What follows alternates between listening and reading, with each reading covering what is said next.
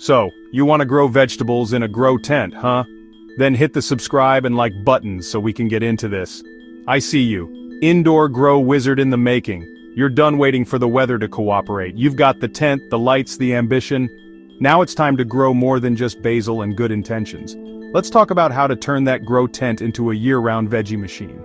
And yeah, we're diving into manual pollination, dialing in conditions, and all the sneaky tricks that'll boost your yields and keep your harvests coming. First, pick your indoor veggie squad. Now listen, not all veggies are ready for the tent life. Some need more space, others need bees, and some just straight up refuse to cooperate. So start with the ones that thrive in tighter quarters. Lettuce, spinach, kale, your leafy legends. Fast growers, not fussy, perfect for beginners.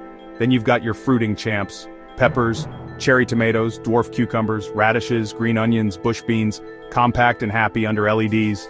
But forget the corn, skip the pumpkin patch. This isn't old McDonald's basement. Keep it tight, productive, and manageable. Now let's light it up. And I'm not talking lighters and bongs, I'm talking LEDs. Full spectrum LEDs to be exact. You want that photosynthetic buffet, blues, reds, and everything in between. Mount them about 18 to 24 inches above your canopy. Leafy greens, they'll do fine on 12-16 hours of light a day. But fruiting plants? They want the VIP treatment. 16 to 18 hours, no excuses. Hook up a timer. Consistency is king. No surprise sunrises, no accidental all-nighters. Think of your grow tent like a nightclub. The lights and music need to be on point if you want a good turnout. Now let's talk soil and vibes. Whether you're going soil, coco coir, or full hydro, your roots need that sweet spot. Loose, well-draining, full of organic matter. No one likes soggy socks, and your plants don't like soggy roots. Get a mix with perlite, compost, maybe some worm castings. Give those roots a penthouse, not a dungeon. Water smart. Don't treat your tent like a swamp. Stick your finger in the soil. If it's dry an inch down, it's time to hydrate. And keep that airflow moving. A clip fan in the corner isn't optional, it's essential. Air movement keeps mold, mildew, and pests at bay. Stale air? That's a breeding ground for problems. Now let's talk about everybody's favorite awkward moment, manual pollination. Let's talk nutrition because hungry plants don't grow happy. When your veggies are still leafy and growing, feed them a high nitrogen blend. As soon as flowering starts, flip the script, go with something higher in phosphorus and potassium.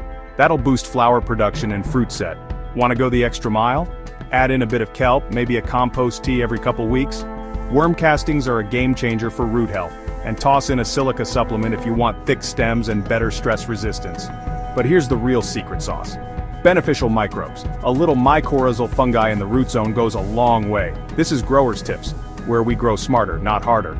I'll catch you in the next one. Now go pollinate something. Now let's troubleshoot. Got yellowing leaves? Could be a nitrogen issue. Brown leaf tips? That's either salt buildup or you've been too generous with the feedings.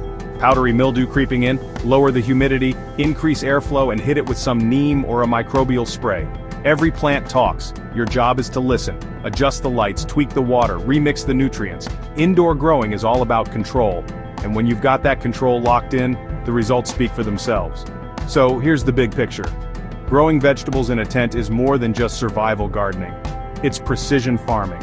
You can grow year-round, avoid pests, skip the weather drama, and eat fresher than the farmer's market.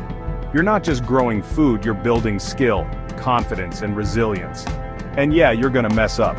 Maybe you overwater, maybe you forget to pollinate.